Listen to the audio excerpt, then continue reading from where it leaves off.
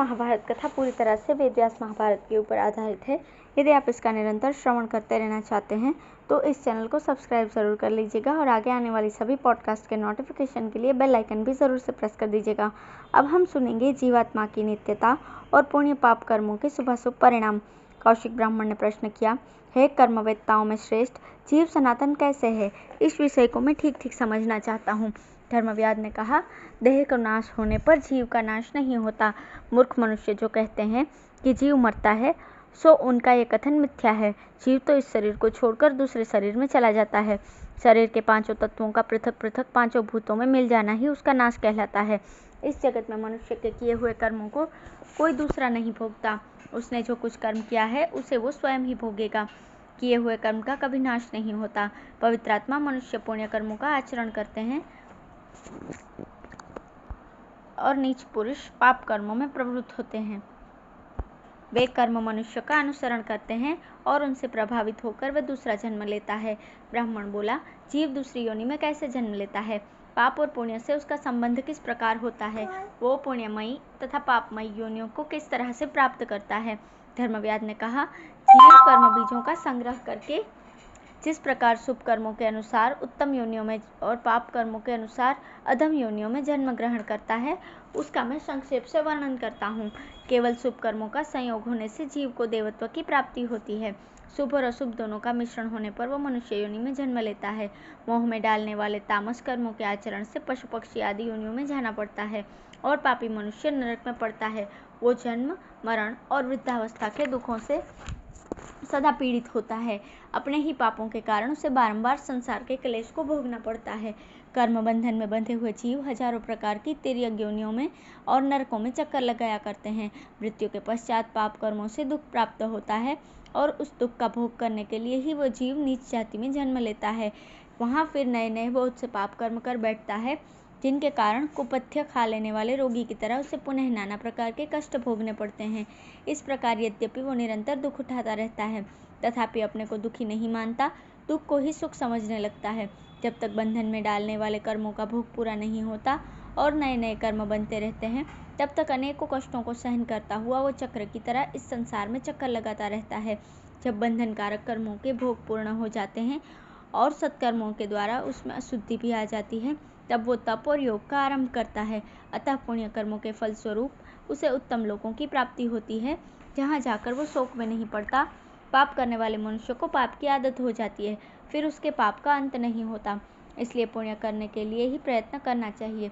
पाप का तो त्याग ही उचित है। जो संस्कार संपन्न, जितेंद्रिय, पवित्र तथा मन पर काबू रखने वाला है, उस बुद्धिमान पुरुष को दोनों ही लोकों में सुख की प्राप्ति होती है। इसलिए प्रत्येक मनुष्य को चाहिए कि वो सत्पुरुषों के धर्म का पालन करे और शिष्टों के ही समान बर्ताव करे। संसार में जिससे किसी को कष्ट न पहुँचे, ऐसी वृत्ति से जीविका चलाए। अपने धर्म के अनुसार ही कर्म करे, जिससे कर्मों का संकर न होने पाए। बुद्धिमान पुरुष धर्म से ही आनंद मनाता है, धर्म का ही आश्रय ग्रहण करता है और धर्म से कमाए हुए धन के द्वारा धर्म का मूल सींचता है। इस प्रकार वो धर्मात्मा होता है। उसका चित्त स्वच्छ एवं प्रसन्न हो जाता है तथा मित्रजनों से संतुष्ट होकर वो इस लोक और परलोक में भी आनंदित होता है। धर्मात्मा पुरुष शब्द, स्पर्श, रूप, रस और गंध सभी प्रकार के विषय सुख तथा प्रभुत्व प्राप्त करता है। यह स्थिति उसके धर्म का ही फल माना जाता है। धर्म के फल रूप से सांसारिक सुखों को पाकर जिसे तृप्ति या संतोष नहीं होता, वे ज्ञान दृष्टि के कारण वैराग्य को प्राप्त होता है। बुद्धि के नेत्रों से देखने वाला मनुष्य राग द्वेष आदि दोषों से युक्त नहीं होता। वो विरक्त तो पूर्ण हो जाता है, पर धर्म का परित्याग नहीं करता। संपूर्ण जगत को नाशवान समझकर वो सबको ही त्यागने का प्रयत्न करता है। तत्पश्चात प्रारब्ध के भरोसे न बैठकर वो उचित उपाय से मुक्ति के लिए उद्योग करता रहता है। इस प्रकार वैराग्य को प्राप्त होकर वो पाप कर्मों का परित्याग करता है, फिर धार्मिक होकर अंत में मोक्ष प्राप्त कर लेता है। जीव के कल्याण का साधन है तप, और तप का मूल है शम और दम, मन और इंद्रियों पर विजय प्राप्त करना। उस तप के द्वारा मनुष्य अपनी सभी मनोवांछित वस्तुओं को प्राप्त करता है। इंद्रिय संयम, सत्य भाषण और शम दम, इनके द्वारा मनुष्य परम पद मोक्ष को भी प्राप्त कर लेता है। अब है इंद्रियों के असंयम से हानि और संयम से लाभ। ब्राह्मण ने प्रश्न किया, धर्मात्मन, इंद्रियां कौन कौन है? उनका निग्रह किस प्रकार करना चाहिए? निग्रह का फल क्या है और उस फल की प्राप्ति किस प्रकार होती है? धर्मव्याध बोला, इंद्रियों द्वारा किसी किसी विषय का ज्ञान प्राप्त करने के लिए सबसे पहले मनुष्यों का मन प्रवृत्त होता है। उसको जान लेने पर मन का उसके प्रति राग या द्वेष हो जाता है। उसमें राग होता है, उसके लिए मनुष्य प्रयत्न करता है, उसे पाने के लिए फिर बड़े बड़े कार्यों का आरंभ करता है और प्राप्त होने पर अपने अभिष्ट विषयों को बारंबार सेवन करता रहता है। अधिक सेवन से उसमें राग उत्पन्न होता है, उसके निमित्त से दूसरों के साथ द्वेष हो जाता है, फिर लोभ और मोह बढ़ने लगते हैं। इस प्रकार लोभ से आक्रांत और राग द्वेष से पीड़ित मनुष्य की बुद्धि धर्म में नहीं लगती। अगर वो धर्म करता भी है तो कोरा बहाना मात्र होता है, उसकी ओट में स्वार्थ छिपा रहता है। ब्याज से धर्माचरण करने वाला मनुष्य वास्तव में अर्थ चाहता है और धर्म के ब्याज से जब अर्थ की सिद्धि होने लगती है तो वो उसी में रम जाता है। फिर उस धन से उसके हृदय में पाप करने की इच्छा जागृत होती है।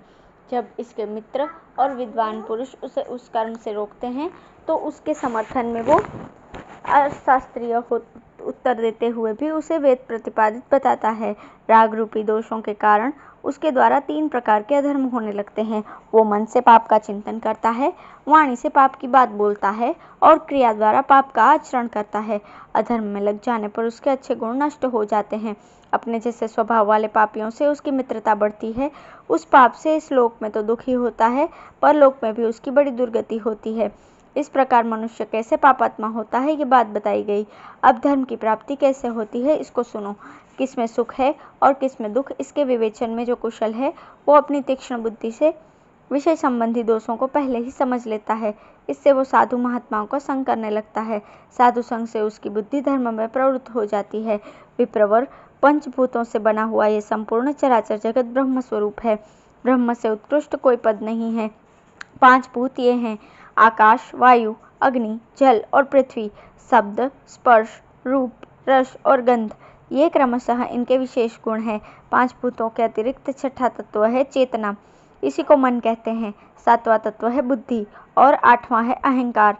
इसके सिवा 5 ज्ञानेंद्रियां, जीवात्मा और सत्व, रज, तम सब मिलाकर 17 तत्वों का ये समूह अव्यक्त कहलाता है।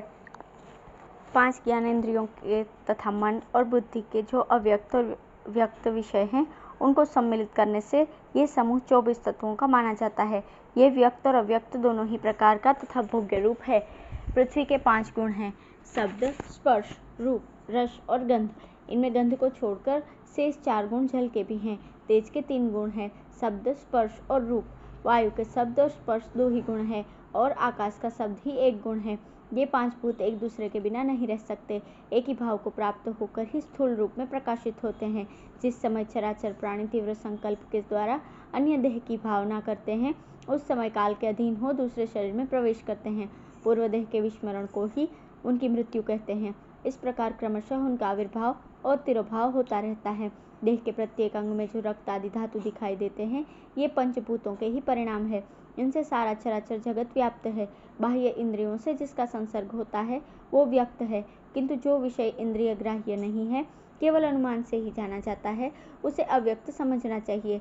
अपने अपने विषयों का अतिक्रमण न करके शब्द आदि विषयों को ग्रहण करने वाली इन इंद्रियों को जब आत्मा अपने वश में करता है, उस समय मानो वो तपस्या करता है।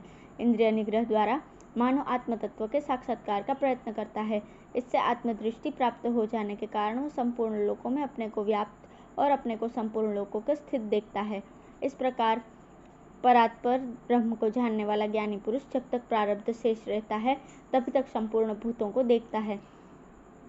सब अवस्थाओं में सब भूतों को आत्म रूप से देखने वाला उस ब्रह्मभूत ज्ञानी का कभी भी अशुभ कर्मों से संयोग नहीं होता।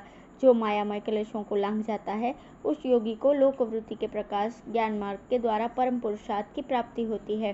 बुद्धिमान ब्रह्मा ने वेदों के द्वारा मुक्त जीव को अति आनंद से रहित, स्वयंभू, अविकारी, अनुपम तथा निराकार बताया है। हे विप्र, सबका मूल है तप, और तप होता है इंद्रियों के संयम करने से और किसी प्रकार नहीं। स्वर्ग नरक आदि जो कुछ भी है वो सब इंद्रियां ही है। मन सहित इंद्रियों को रोकना ही योग का अनुष्ठान है। यही संपूर्ण तपस्या का मूल है और इंद्रियों को अधीन न रखना ही नरक का हेतु है। इंद्रियों के साथ देने से, उनके पीछे चलने से सभी तरह के दोष संघटित होते हैं और उन्हीं को वश में कर लेने से सिद्धि प्राप्त होती है। अपने शरीर में ही विद्यमान मन सहित 6 इंद्रियों पर जो अधिकार प्राप्त कर लेता है, वो जितेंद्रिय पुरुष पापों में नहीं लगता। फिर अनर्थों से तो उसका संयोग हो ही कैसे सकता है। पुरुष का ये शरीर ही रथ है, आत्मा सारथी है, इंद्रियां घोड़े हैं। जैसे कुशल सारथी घोड़ों को अपने वश में रखकर सुखपूर्वक यात्रा करता है, उसी प्रकार सावधान पुरुष अपनी इंद्रियों को अधीन रखकर सुखपूर्वक जीवन यात्रा पूर्ण कर लेता है। जो देह रूपी रथ में जुटे हुए मन एवं इंद्रिय रूपी 6 बलवान घोड़ों की बागडोर को ठीक से संभालता है, वही उत्तम सारथी है।